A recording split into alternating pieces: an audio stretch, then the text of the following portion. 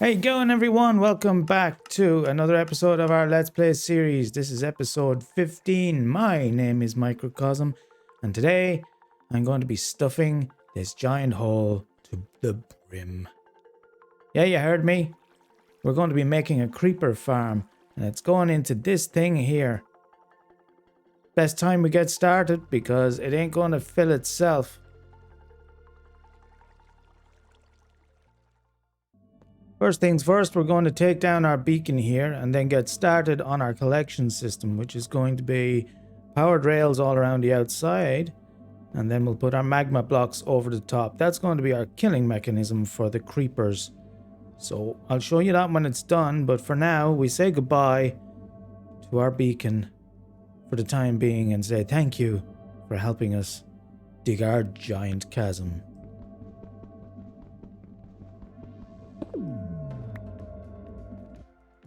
This is the layout for our powered rails completed here, and behind me is the setup for unloading our hopper minecart once it's full with gunpowder. As you can see, it's going to run up this side and get detected at this point whether it's got gunpowder in it. If it does, it'll be redirected into this system here, and this hopper minecart will very quickly draw that gunpowder down and then dispense it via this dropper here into a water stream that I'll put in at a later stage. But that's the whole idea. There is an on-off switch that I have in place here. So if I flick that, what happens is this gate will close, and once the hopper minecart comes around into this position and that's closed, it won't come back out. So that's essentially the off switch. What I will be doing though is running this circuit upwards so that I can have a nice AFK position up there somewhere, and I'll have my off switch available to me up there as well. For now this is a temporary situation, but it's there ready to be drawn up. Everything else here is medium level redstone. I would say it's not beginner, but it's not very difficult. Everything you need to know will be in the tutorial by Logical Geek Boy, and I'll link that in the description below. One thing that you do need to keep in mind with that tutorial, however, is this rail situation here. Once you set it up in the beginning, this rail here needs to be facing this direction into this rail here. Now, as you're watching the tutorial, you'll set that up. However, it is directional. So I am facing west here. As the tutorial is creating this, he's facing north and it works just fine. It won't if you're facing west. And I think if you're facing south, but east is fine.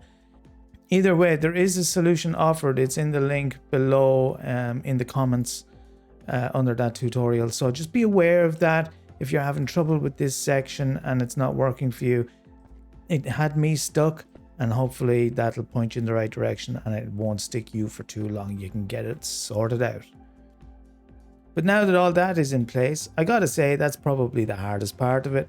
Now what we'll need to do is draw our items up with an item elevator. I'm just going to use water and then run it into a similar system to the storage for the iron up above.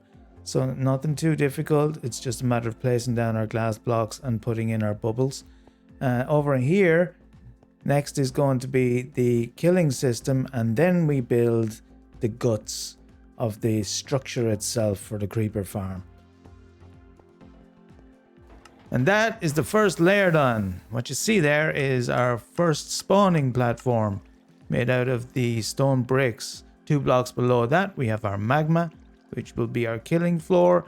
And the only thing left to do on this will be along the edges of this wall and this wall. We'll put trapdoors so that the creepers will walk over and see it as a solid floor, fall down to the magma and sizzle, sizzle, sizzle gunpowder for us. What you see in the center is our little prepared area for our intrepid guardians, our kitty cats. It's time, boys. It's time. So we are going to very simply grab one of our kitty friends here. Hopefully they'll make it relatively easy for us. If I pull them onto this track. Come on. Yeah, over here. Well, sit then. And then pop into that. Give him a little push.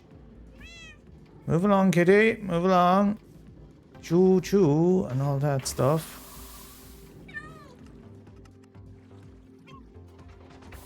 And he should just fall right down here to where we need him. Pop. Pop. Perfectly safe. One cat. Now we go down and make sure he's secured in the area that we need him to be and happy in his new home. I hope you guys don't mind me showing you the details of doing these little bits and pieces. I know most of you know how to do this stuff, but not everybody. And I know when I was learning, I would have very much appreciated to be able to see some of the mundane things that people take for granted that everybody knows. Now, I need to try and get this rail out from underneath this minecart. Boom. Ah, skill. Right, now, last thing. We pop one of these down. We have a cat in place, ready to scare creepers. Now we just repeat this, plus the trapdoors, like this. Boom, boom, boom. And close those down. Do the same thing on the inside, all the way around, and then we'll repeat it for a few levels up, and then make our AFK spots so that we can get these creepers going and get ourselves some gunpowder. Not too difficult, just a little bit grindy. Any one of you guys can do it easily. All you need is to get the resources together, and it's not that difficult to build. I highly recommend it because, as you'll see, it produces quite a bit of gunpowder. We're part way through now, and the one thing that you'll quickly notice about this build if you start it yourself is probably the most expensive thing about it, especially if you do it the way that I've done it and you dig out a large area. You'll have plenty of stone or whatever to build the structure with, but the most expensive thing are these little buggers here, these trapdoors, right? Because you need them for every single side all the way around, both sides. You need them on the inside to keep the cats in place. You could use something else, but trapdoors work. And you also need them underneath, like that, right? So that ends up being a lot of trees, and it has in this case.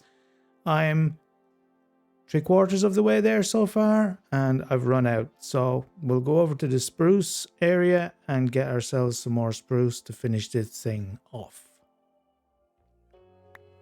So I thought I'd use this opportunity to have a little chin wag with you guys, catch up. It's been a little while since we had a chat, huh? How you been doing? Good? Hope so. I've been doing pretty well myself. Learning the ropes of this YouTube thing, which is still relatively new for me. And listen, before I talk about this, let me put all the caveats in place that need to be in place. I'm about to talk about the early days of a YouTube channel and how that can be difficult in certain ways. And I understand fully, as everybody does, that YouTube, whilst people work very hard on it, YouTube is not a hard job. In the context of difficult jobs, it's way down there.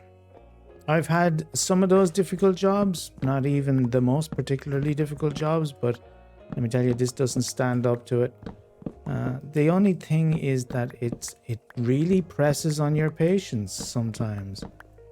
I'm not going to go into YouTube and algorithms and all that kind of stuff. That's just the way it is. That's part of the job. Don't sign up if you don't want to deal with algorithms. No, it just comes down to your own resolve. And occasionally that gets chipped away at. It gets a little tiring. You start to wonder if it's all worth it. Because you have a long day and then you put, the work into this. And all your time is spent and you want to see results from that, and early on you don't. As any one of you who have tried YouTube knows, if you've put out a video and immediately you've gotten 100,000 views, that's, first of all, very unusual. And second of all, not the greatest thing for your channel, usually.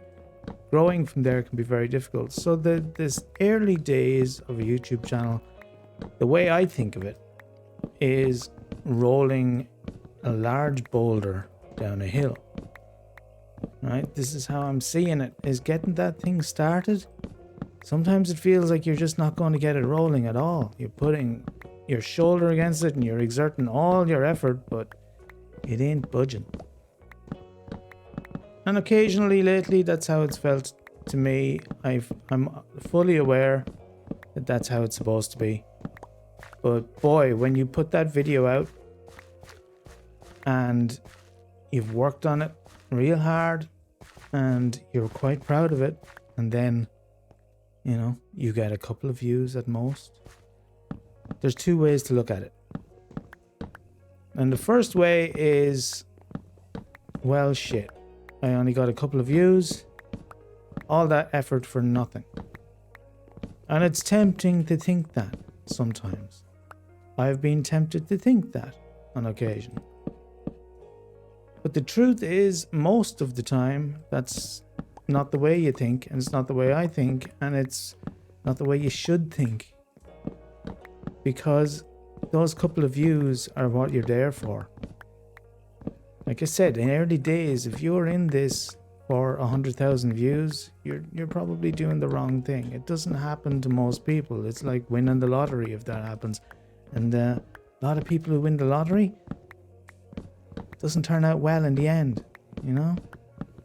So all that really is to say thank you to the people who have been watching at this stage, these early days of this channel, to the people who watched and enjoyed one video, who commented or didn't, who liked or didn't, just somebody who watched and thought it was worthwhile.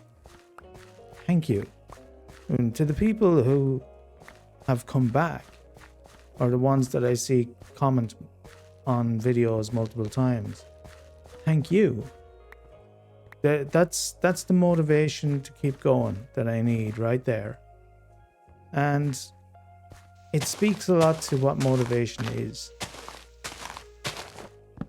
I think a lot of people probably are hesitant to talk about this because, well, it's pretty close to home, isn't it? It's a little embarrassing to say these things, but I'll say it. There are people out there, some of you who have meant more to me than you know, just via a simple comment or just being there and viewing, and that view count being, instead of 1 or 2, being 4 or 5 or 6. Those tiny little numbers, those tiny little indicators that people have enjoyed what you've done and put your effort into, makes all the difference. And I think it's taught me lessons as well. I was a very particular kind of YouTube user before I hit record. I didn't subscribe very much. I don't think I ever really hit the like button. I never commented. And a lot of the time it was because I didn't think I mattered. You know, why does it matter? This video has enter whatever number. Could be 10 views, could be 1,000 views, could be 1,000,000 views. Any one of those numbers meant that mine didn't matter to me. And it wasn't a self-deprecating kind of a thought. It was just, meh, other people have got this, or it doesn't really matter in the end, or the creator won't see it, or they won't care, or they won't notice. And how wrong I was. Certainly I can speak now from experience as a small creator. If ever I'm a large creator, I'll let you know then what it feels like too. But I imagine it's no different. It's just at larger numbers and larger scales. But it makes a difference. When you hit that like button, it makes a difference. People are watching, people notice, people who've been doing this for decades I have heard one or two say that it does make a difference to them, and I believe it makes a difference to most, unless they're a narcissist or, you know, sociopath of some sort. This is why we do it. Hello, mate. But if you just wandered over here by yourself, that's excellent. That's excellent work. Well done. I'm very glad. If you could make your way all the way over there, about 400 blocks, please, and become a potion master, that would save me a lot of effort. Spoiler alert, guys. Spoiler alert. Anyway, where was I? Yeah, other people. I've heard a couple of other bigger creators certainly talk about it all meaning something, you know, when people hang in. And there's a lot of things when you're making these videos and ready to put them out. There's these rules, spoken and unspoken, that you must follow. And if ever you go against those rules, like I'm doing right now, and you don't say the right words in the right order as you've been taught or told, you don't put it out at the exact right time that you've been told, or you don't do the format that you've been told, or you don't create the length of video that you've been told, all these rules, as soon as you don't follow one of them, it's a terrifying thing. Even as a small creator, you're watching, you're going to figure out, are these rules true? Well, that's up to you guys, really. And it's up to me as well. As a consumer, we dictate what this platform and any platform that we use, how it's used. So I want to thank you guys for dictating how it's used in relation to this channel, and hopefully you continue to enjoy. And listen, if you're out there and you're wondering if clicking that like button makes a difference, give it a click. Give it a click, and I promise you it'll make my day. Not because I'm suddenly a millionaire, far from it, but because somebody liked the thing I made. And at the end of the day, if we're making a thing, isn't that what we all want? On another note, I was thinking about this the other day. I think about the creators that are larger, you know, that have been around for quite a while. Some of them it's been 10 years plus. And you wonder what it would have been like to be there at the start of all of that. And now I'm on a small channel here, and I'm wondering, where's this going to be in 10 years? Because, to be honest guys, given the opportunity, I will keep going at this for 10 years and beyond. So I'm thinking small, medium, large, whatever becomes of the channel. I hope you guys enjoy the journey. The ones who are in early, the ones who hit subscribe, the ones who become part of the OG when OG becomes OG. So to any of you out there who are the pre-OGs, I think that's what I'm going to call you from now on, the pre-OGs. What do you think of that? The pre-OGs out there, here's my big thank you to you. And cheers, raise a glass to the next 10 years. Good talk. Anyway, I think we've got enough spruce. Let's get back to making this creeper farm, shall we? And here we have the finished product. And it seems to be working. Actually, that's the first time that I've seen creepers coming down out of it. I was a little worried. This one is kind of tough to test, and I wasn't getting any mob spawning for a while. So yeah, to be honest, I was concerned, but it looks like I've got some coming down now, and considering I'm not in ideal range here, that's promising. So what I'm going to do is I'll pop up. I've got this thing done. Let me show you around a little bit. So we've got 10 levels in total. This is overkill. Complete and utter over the top excessiveness. For a single player world, this thing is going to produce way more than I need. Way more than I need.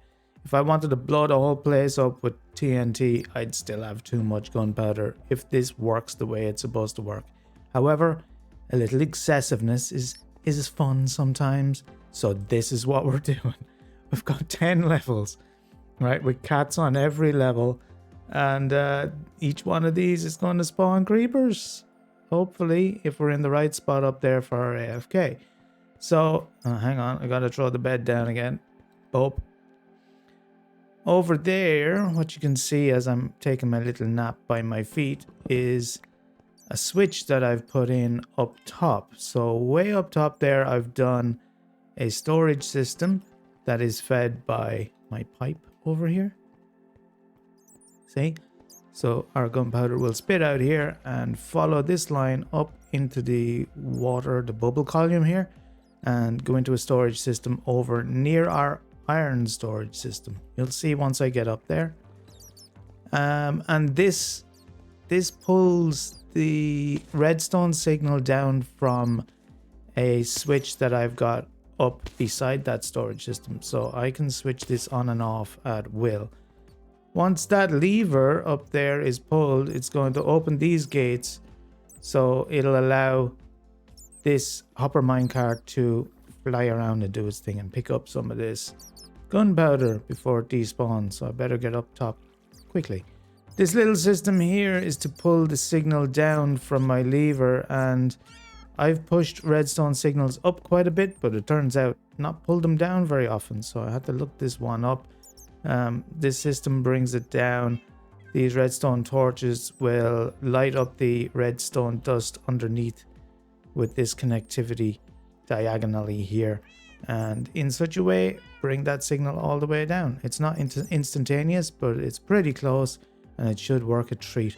So there you go. That little system, simple as it may look, that's how you do a column down for redstone. Up top here, you can see that this is not an absolute ideal situation for this farm. If I wanted the ultimate amount of drops from this farm, I would not build anything above this roof because it calculates every block that's above the spawning platform essentially. But I'm not looking for perfect efficiency here. This will work, and I can make it look pretty as well in the end. So perfectly fine for our purposes, and like I say, way more than I'll need in the end. So let's hope that this works. I haven't turned it on yet. As you can see, this is completely empty. I'm very hopeful with my chests here. To be honest, I replicated what was over here, but hopefully this all fits in. Why microcosm, you might ask? Have you done a filtration system when the only drop is going to be gunpowder?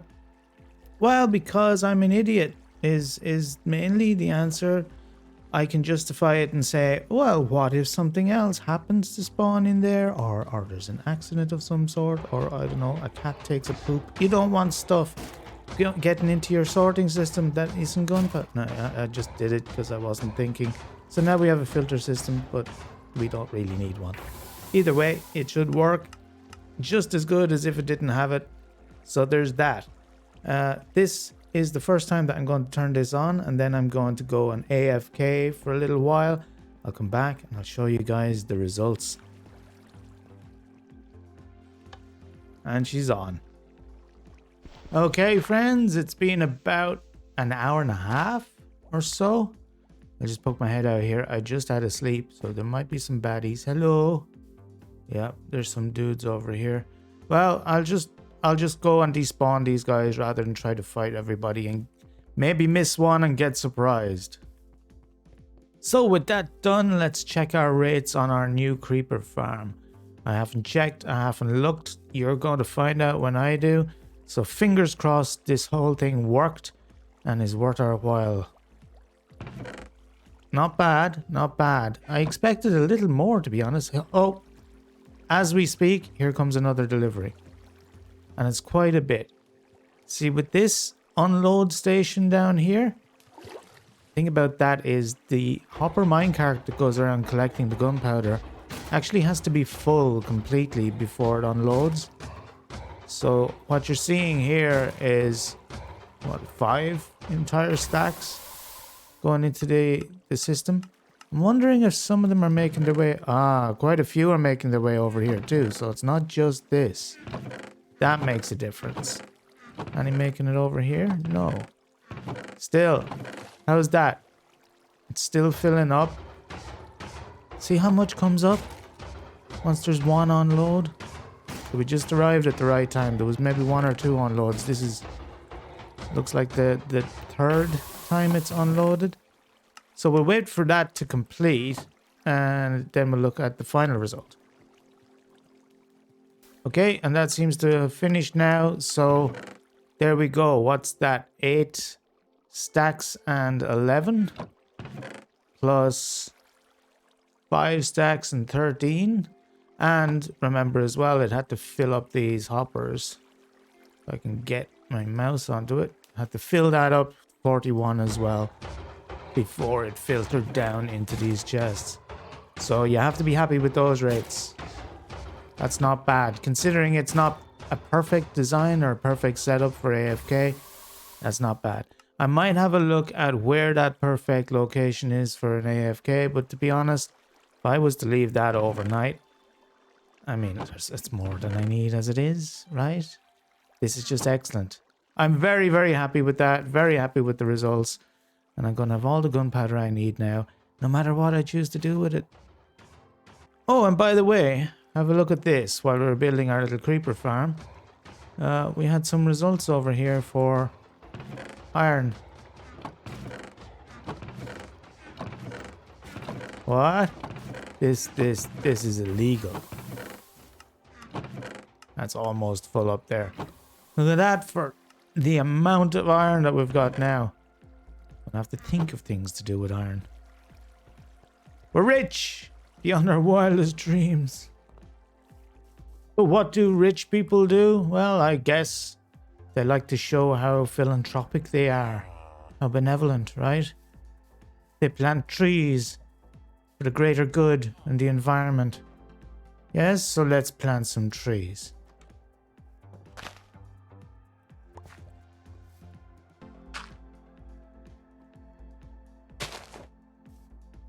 Here you go, 1 tree.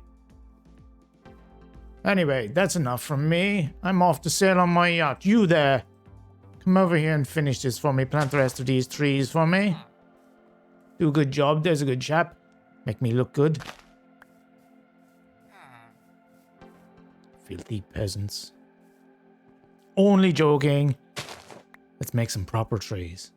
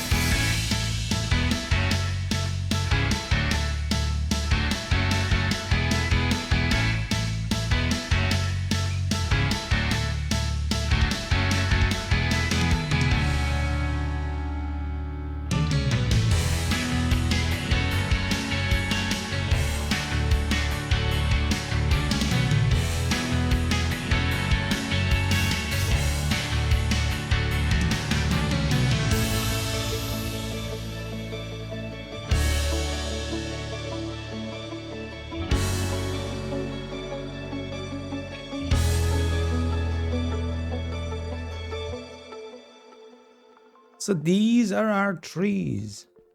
Say you like them, please. In all seriousness, these are kind of an experiment at this stage. I thought I'd put a few in to see how I felt about them. And I'm still not sure. I think I like them. The idea being that we'll take down most of the rest of these birch trees that are in the area. Certainly over that side is going to get a deforestation at one point. But we'll have a smaller number but nicer looking trees like this. You know, right now they feel pretty good, I think. But I'm looking for your input, guys. If you think these are the way to go, then I will replicate trees like this around the island. If you think I should add in, another thought was to add in a variant, like an oak tree or something like that, dotted here or there.